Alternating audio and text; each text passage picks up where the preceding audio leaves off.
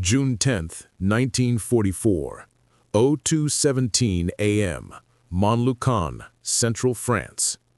The moon is a thin, trembling blade over the rooftops when the first sound reaches her. Boots, synchronized, distant, but closing fast.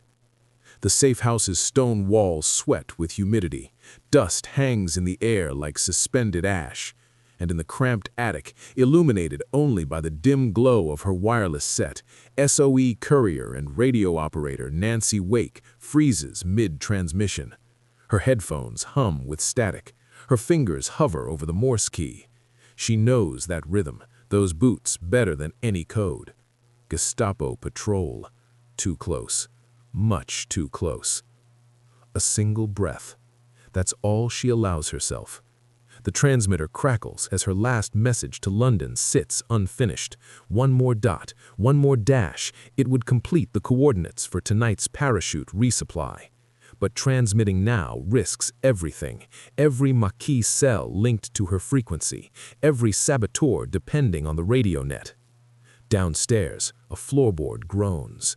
Not from her, from someone outside. Nancy's pulse pounds loud enough to drown out the hiss of the vacuum tube warming beside her. She pulls off the headphones. The silence that follows is terrifying, alive, heavy, waiting. You can almost feel what she feels in that moment. The room shrinking, the walls listening, the knowledge that someone has betrayed the network. A dog barks in the alley. Then, a knock. No, not a knock. A strike, the first blow of a rifle butt against the door. Her handler's voice echoes in her memory. If they find the set intact, they will trace it, and when they trace it, they will burn the whole network. The transmitter hums at her side. The signal is still hot, still alive, still deadly. And that's when Nancy makes the decision that will define everything that comes next. She reaches for the heavy steel casing of the wireless set, raises it, and brings it down. Glass shatters, tubes burst, the heartbeat of the resistance goes dark. She doesn't even have time to check if she smashed it enough before. The safe house door explodes inward. Splinters rain down through the batic boards as the Gestapo flood the lower rooms, shouting, overturning furniture, barking orders sharp enough to pierce bone. Nancy presses herself against the wall, the cold plaster biting through her blouse. Smoke from the broken transmitter stings her eyes. She forces herself not to cough. Boots thunder up the stairs. 3 sets, maybe 4. Too many. She scans the attic. No windows, no crawl space, just a low sloped roof and shadows that offer no shelter. Her only advantage is silence, and right now, silence is a weapon sharper than any knife. Below her, an officer barks in German. Find the radio, the signal came from here. Their confidence terrifies her. It means they were close enough to triangulate, close enough that seconds mattered. She grips a loose floorboard, gently easing it upward.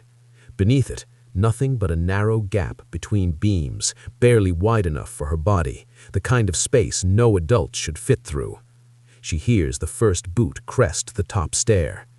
Nancy doesn't think. She slips onto her stomach, shoulders scraping as she elbows her way into the gap. Dust fills her mouth like old chalk. The floorboard settles above her, just as the attic door slams open. Flashlight beams slice the dark. Their glow seeps through the gaps in the planks above her. Someone kicks the destroyed transmitter, muttering. Another man swears, angry, frustrated. Then the questions begin. Where is the girl? Someone was here. The tubes are still warm. Check every inch. The floorboards creak as they begin prodding, pulling, shifting things at random. A single tug on the wrong plank, and she will be exposed face to face with men who have executed radio operators for less. Her heartbeat feels like it might shake the boards. One of the boots stops directly above her. The beam of a flashlight lingers on the cracked casing of her wireless set. She couldn't have gotten far, the voice says, almost satisfied.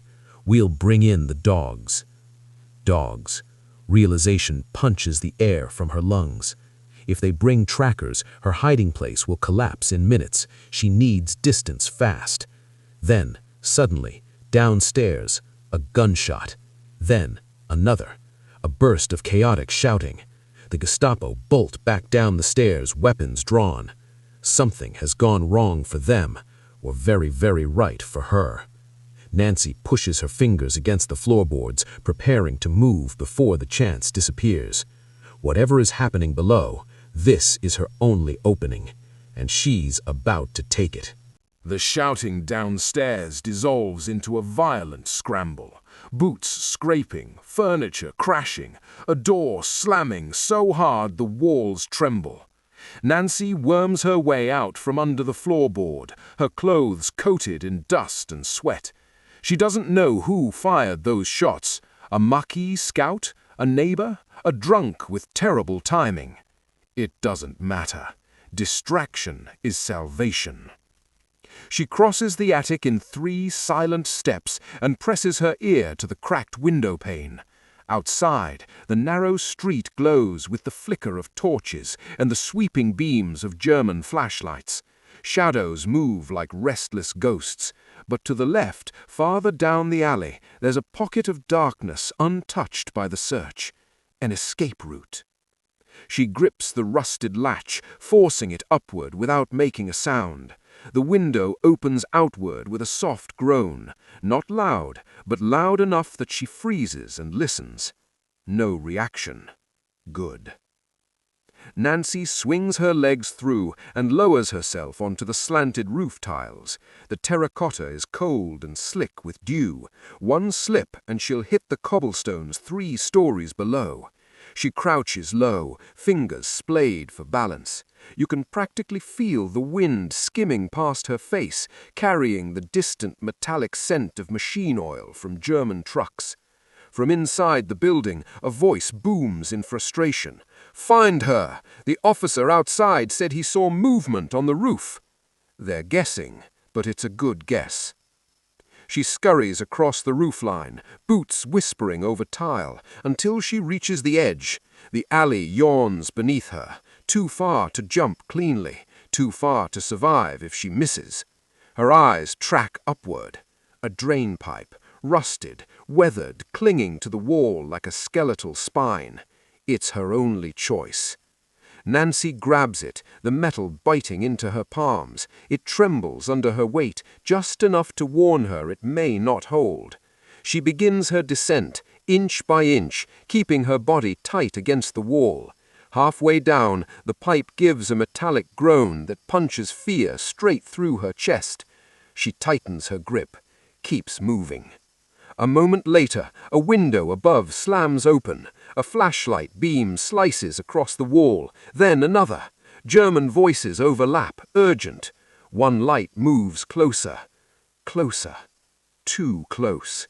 Nancy drops the last 6 feet, hitting the cobblestones hard enough to jolt her teeth. Pain erupts in her ankle, but she pushes off instantly, slipping into the shadows behind a stack of firewood. Shouts erupt from above. "She's in the alley! Cut her off! Bring the dogs!" Her lungs burn, but her mind stays razor-sharp. The destroyed transmitter bought the resistance time, but unless she reaches another radio site, unless she gets word out, London will assume the silence means compromise. She must warn them. Tonight.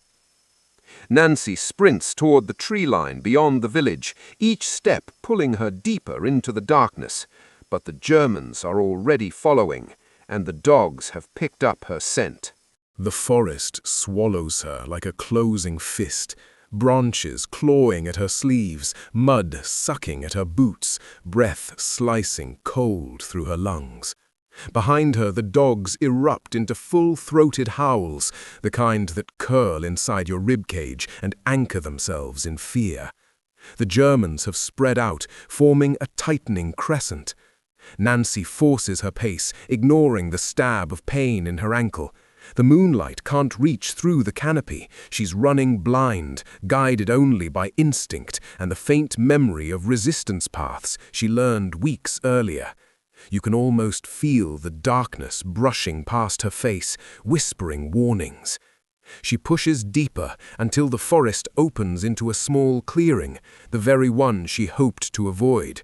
Too exposed, too quiet, too bright. And right in the center stands a weather-worn wayside cross, a landmark the Maquis use for night meetings. Tonight, it feels like a spotlight. Nancy crouches low, scanning the tree line. A snap of a twig to her right, a soft rustle to the left. They're close, maybe 50 meters. She slips behind the cross, pressing her back to the cold stone. Her mind races. The nearest alternate radio site is 6 kilometers west, hidden in the cellar of an abandoned vineyard. If she reaches it, she can send a scrambled alert to London. If she doesn't, the network will die in the dark. A gust of wind sweeps the clearing, carrying the faintest hint of tobacco smoke. German cigarettes, freshly lit, several. They've formed a perimeter. She needs a distraction, something that pulls them in one direction while she breaks in another. But she has nothing. No weapon, no flare, not even a decoy transmitter. Just grit. Then she spots it. A fallen branch, thick and dry, lying near her boot. She picks it up, aims carefully, and hurls it into the brush on the far side of the clearing. It snaps through foliage with a crack loud enough to echo. The dogs surge toward the noise. The Germans shout, fanning out. For 3 precious seconds, no one watches the western edge. Nancy bolts. She cuts through the undergrowth at a diagonal, using the chaos to mask her steps. Her breath rasps loud in her ears, but every stride pulls her farther from the tightening noose. She doesn't dare look back, doesn't need to. The howls shift direction, chasing her phantom sound. The forest thins, the hills rise. Somewhere ahead lies the vineyard. Her ankle throbs, demanding she slow down. But slowing down is death. She crests a ridge and finally sees it, faint under the moonlight, rows of skeletal vines stretched across the slope like barbed wire. And at the bottom, half hidden by ivy, the farmhouse cellar door, her sanctuary, her lifeline, and her next transmitter. But even from here, she can hear it. The dogs have found her trail again. They're closing fast. Nancy half stumbles, half slides down the vineyard slope, grabbing at vines to steady herself. Dirt and dead leaves cascade behind her, leaving a trail she can't afford, but there's no time to mask it. The dogs' barks have turned sharp and frenzied. They've found her direction. She reaches the cellar door, a rotting wooden frame swallowed by ivy, and digs her fingers beneath the edge. It sticks. Of course it sticks. Everything in this war sticks when time matters most. She throws her shoulder into it. The door gives a little. Another shove. It groans open just wide enough for her to slip through. Inside, the cellar is a cave of dust and shadows. Rows of empty wine racks lean like skeletons. The smell of damp earth presses close. But at the far end, beneath the top, she finds it. The Maquis' spare transmitter. Primitive, slow, but functional. Nancy drops to her knees, ripping the cloth aside, fingers trembling as she opens the set. She hears the dogs spill into the vineyard above, sees their shadows flickering through the slats of the cellar door as torchlight sweeps the ground. She connects the leads, toggles the switches, feels the tubes warming beneath her palms. It's not fast enough. Her breath catches. She taps the Morse key, sending the first test pulse. The transmitter answers with a fragile, wavering hum.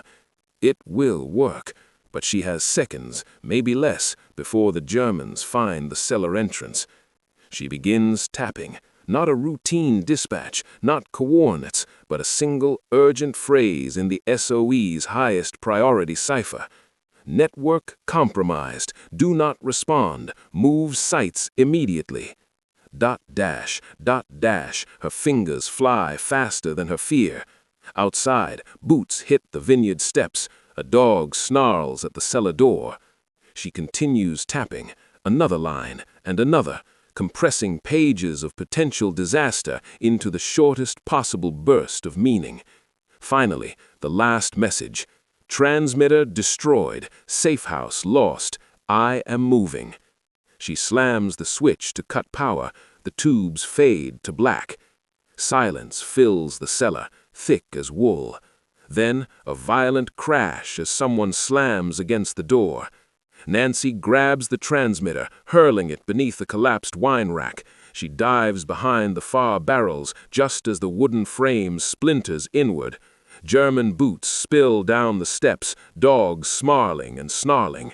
Flashlights sweep the room. They illuminate dust, broken racks. Silence. No transmitter, no operator. One of the officers curses, frustrated, because without the transmitter, there's no proof anyone was here, no signal to triangulate, no link to trace, and above all, no doorway into the wider resistance. Minutes later, after the Germans withdraw, Nancy slips out through a drainage channel at the back of the cellar, emerging into the night like a ghost pulled from the earth. The message she sent races across France by word of mouth and bicycle relay. Safe houses vanish before the Gestapo arrive, radios relocate, commanders disperse. Hundreds live because she smashed a transmitter and because she ran through the dark when every beat of the night chased her. As dawn breaks over the hills, Nancy disappears into the marquee once more, unbroken, unbowed, and already planning how to rebuild what she saved.